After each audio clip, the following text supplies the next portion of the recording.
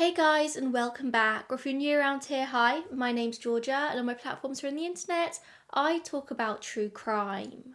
Today I have a Doe case for you, that of a John Doe who is known simply by the name of One-Eyed Jack, for reasons that I'm sure are pretty obvious. It's estimated that Jack died around 1978, being found in the wilderness of Alaska, and despite the intensive search for his identity, his name has never been uncovered. In a very strange twist though, we do know his killer. He died in custody in 2003, and despite the killer sharing a lot of information about Jack to investigators, his identity still remains elusive. Who was this mysterious man with this very distinctive appearance? Let's see if we can find out.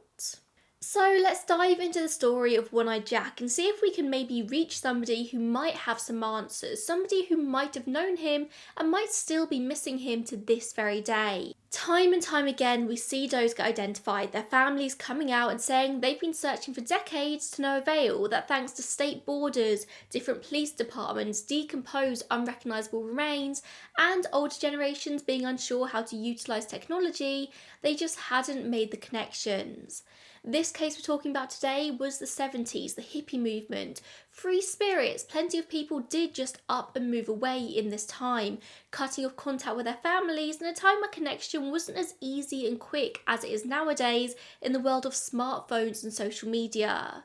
Lots of people in this time may just think the family members moved away, not thinking that something bad happened to them. And that's why I believe that sharing the stories of Doe cases is so important. But first I want to take a moment to thank our sponsor today, Ana Luisa.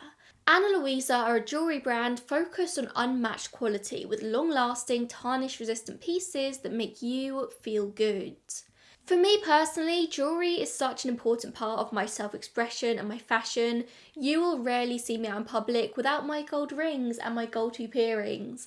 So I picked up a few pieces from Ana Luisa, which I have no doubt you've already seen me sporting in some videos because I can't take them off. Gold hoop earrings, like I said, are a staple for me, so I have the low, medium, slim, endless hoop earrings alongside the Caitlin small gold hoop earrings I've been wearing in my second low piercings.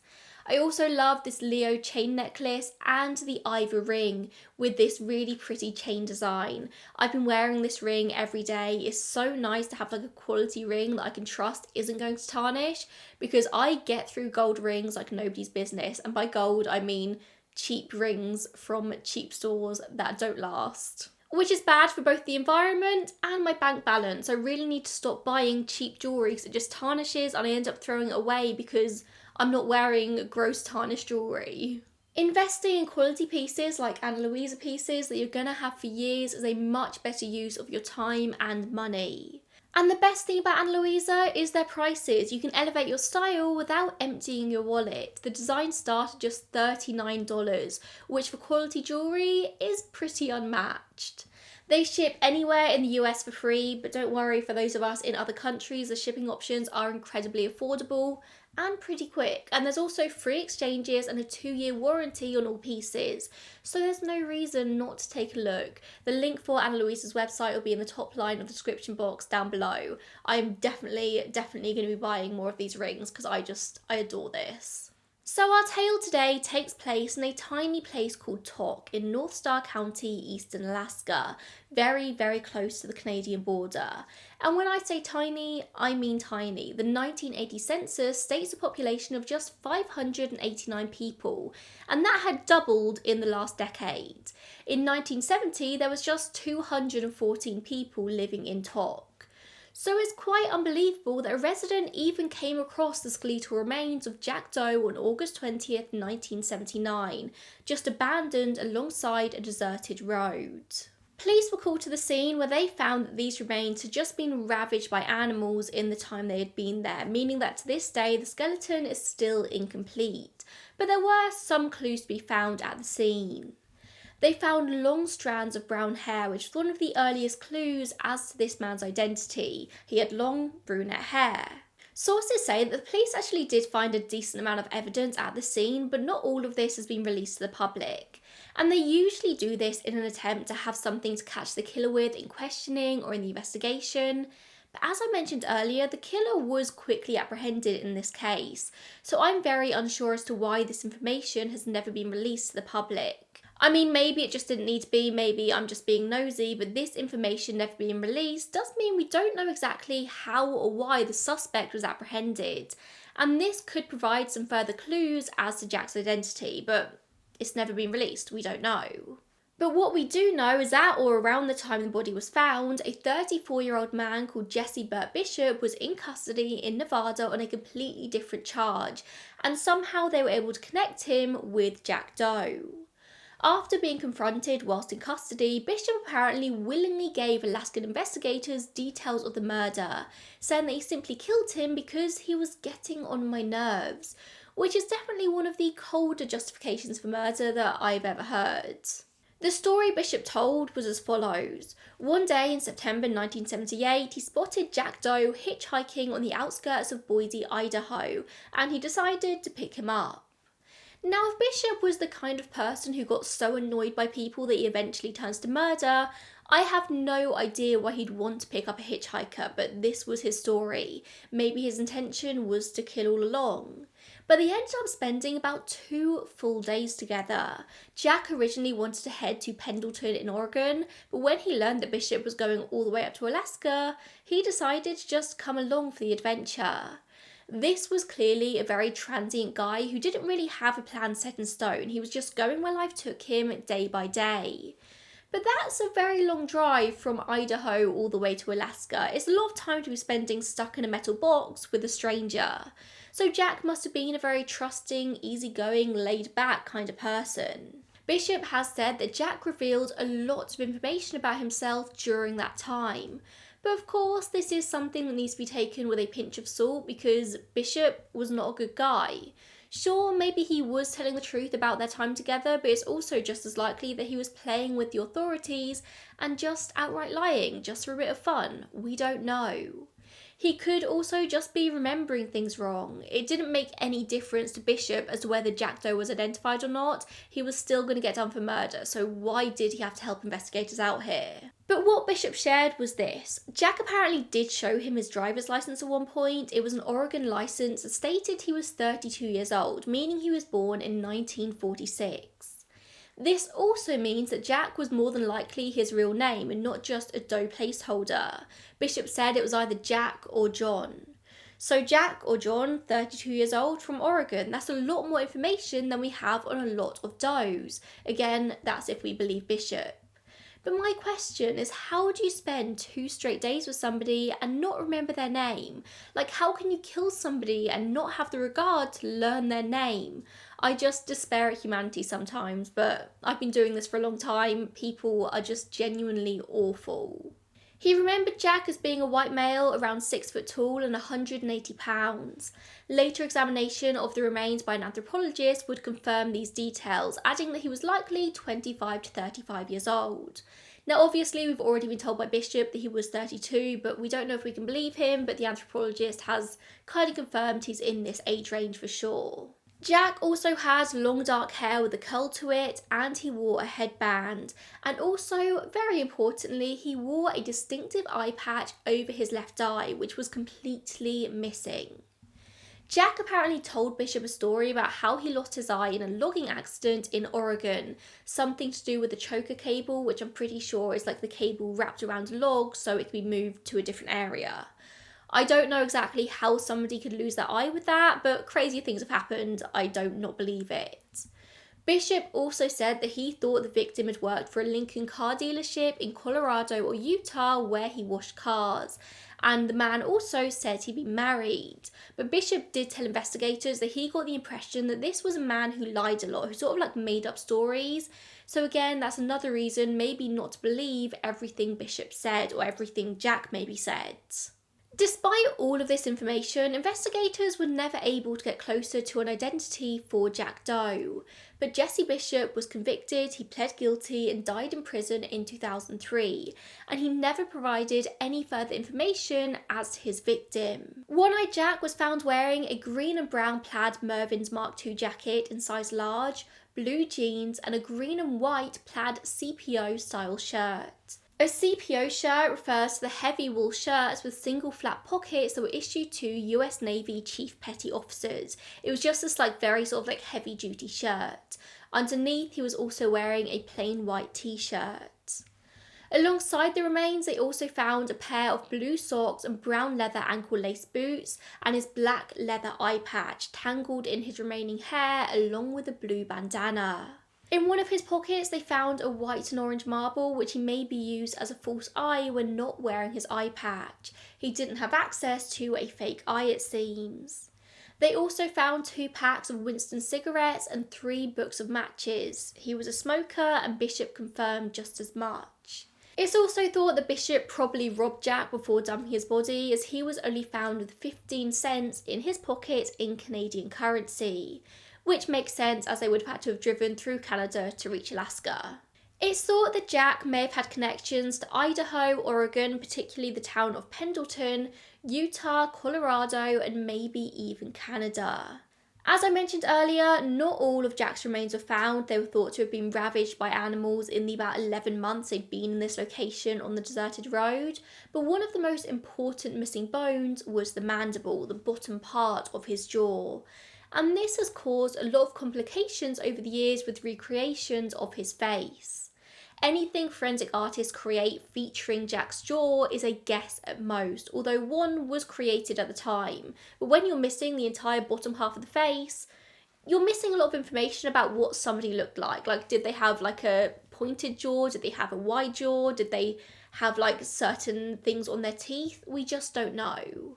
In 2014, Carl Kopperman was asked by the Alaska State Police to create a facial reconstruction without the mandible, and so he did just that with a very bizarre looking reconstruction, making it look like Jack is kind of staring at us over a dark wall, both with and without his eye patch. Carl Kopperman posted it to Web Sleuths, and it seems like after some requests, he did decide to create a full face reconstruction, saying he decided to complete the recon. He writes, "Of course, with no mandible, his chin and jawline are purely a guess, but I decided it was preferable to complete the image rather than show him like he's peeking over a wall. But just bear in mind that this full reconstruction could be completely off. We just don't know." So this is a guy who was clearly a transient, a guy who at the time of his death didn't have anywhere he needed to be. He was free to travel and float around as he wished. He clearly just picked up jobs wherever he was when he needed money. And we don't know how long he was living this transient lifestyle for. It could have been many years, to the point that people maybe stopped looking for him by the time he died. Whilst the fact that he wore an eye patch or was missing an eye is probably the most identifiable thing about Jack, we don't know exactly when that accident happened. We don't know when he lost his eye. We don't know whether it was before or after he last saw his family or his loved ones, so they might not even know that he was missing an eye. And without the identifiable feature of this eye, he was just a pretty standard guy, at least with what we know from the remains that we have and from Bishop's account. So there isn't anything really distinguishable about him that we can sort of point out. There have been a couple of names people have looked at closely for Jack's identity over the decades, but nothing has ever been confirmed. John Hayward Barreto is the first one. He was 35 years old and was last seen in Miami in Florida. His parents said they last had contact with him on January 20th, 1977, when he called home to ask them to wire him some money. His disability payments were paid into his mum's account instead of into his own account, so whenever he needed money, she had to transfer it over.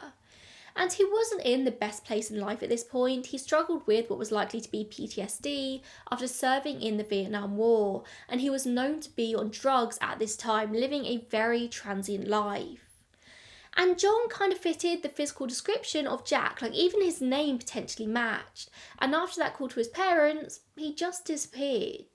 I don't think it was unnecessarily unusual for John to go off the grid for a decent amount of time, so it is reasonable to think there could have been a period of 18 months between his last contact and when he actually died in September 1978, which is when One-Eyed Jack died. John was legally declared dead in 1984, and although his name has been brought up many times in connection with One-Eyed Jack, authorities don't actually think it was him. He is listed online as an exclusion. Then there's also Billy Joe Marshall, who was 37 years old and disappeared from Ashley, Indiana on April 12th, 1974, which is 3 years before Jack's death. He again very much matched the physical description of Jack, and he was missing an eye, although apparently it was his right eye missing and not his left like Jack, which you would think would eliminate him as a possibility rather quickly, but his name came up in so many forums and articles I looked at, so I figured it's worth mentioning it here and saying it was not him. And then there's Franklin David Harder, who was 25 years old when he disappeared in April 1978. He was a bit of an odd person according to people who knew him in life. He was always a bit eccentric, he never really quite fitted in wherever he went. He was also a bit of a loner, and it's not out of the question that somebody like Bishop might have found him annoying. Once again, the physical descriptions here very much match up, although he didn't have a missing eye when he was last seen, and the timeline also does match up. He was last seen in Idaho County in Idaho, and he could have lost an eye in those 5 months before he was picked up by Bishop. However, Franklin is also listed as an exclusion online, so once again, probably not him. In terms of what is currently being done in Jack's case, I'm really not too sure. Doe Network does state that his dentals are available, although of course that will only be his top teeth as his bottom are missing alongside his mandible. The site does state that he had multiple crowns and a root canal in the remaining teeth alone, so he definitely seeked out dental help at some point in the past. His fingerprints are not available as it was just skeletal remains that were found, but his DNA is available, which means there is definitely a chance he could be identified if the right agencies join this search. Now, I did have a look on the DNA Doe Project website and I couldn't find Jack's name on there, so I don't think he's currently under their care, although I think I might try and contact them with a suggestion. I don't think public can contact them with suggestions, but maybe I'll drop them an email. I'm not too sure, I'll find out. A lot of the time it has to come down to the investigating agency to push the name forward, and it does seem like this is one that's just been kind of forgotten by the Alaskan authorities. There's not been any updates here in a long time. So many times in cases like this, we'll see just one person, like maybe a cold case detective or a medical examiner, pull an old case file out of a dusty cabinet and they become committed to getting it solved. Like they lead the fight in getting it to the end. And it seems like that's what's needed in this case, just somebody to fight for Jack, to push his name to things like the DNA Doe Project or Othram to look at forensic genetic genealogy. And without that person, this case is kind of just falling to the wayside. A lot of the time for these investigating agencies, whether that's a small sheriff's office or a bigger police department, they just don't have the budget and the funding to spend time looking at these old cases from the 1970s. Like, what's more worth their time getting sorted? Like cases that are happening right now, or old cold cases everyone's forgotten about? Like, you're going to do the cases now. So which is why these like cold case teams are so important. Why having specific funding for cold cases is important. I wish I could end this one on a more positive note. I wish I could be like, yeah, they're actively fighting to try and get this one solved right now. Who knows, maybe things are happening behind the scenes that just aren't being advertised. Fingers crossed that is the case. But for now, let's just spread the word of Jack. Let's just talk to people about him. If you live in Idaho or in any of the areas I mentioned today, maybe just share this story around. Like, get his name, his face out there. He was potentially called Jack or John. He was probably 32 years old and he had an Oregon driver's license. Of course, the license, it could have been fake, we don't know. But that is like the most substantial information we have in this case. Thank you so much for watching, and a huge thank you to Ana Luisa for sponsoring this video. Sponsors are one of the only ways I'm able to continue making this content, and whilst I know sponsors can be annoying in a video, without them, I wouldn't be able to be sitting here right now. So if you want to check out Ana Luisa, I highly recommend you do. All their jewellery is such good quality and I've used them before, I'll use them again. I just think they're a great company. So thank you to them and I'll see you in the next one. Bye guys.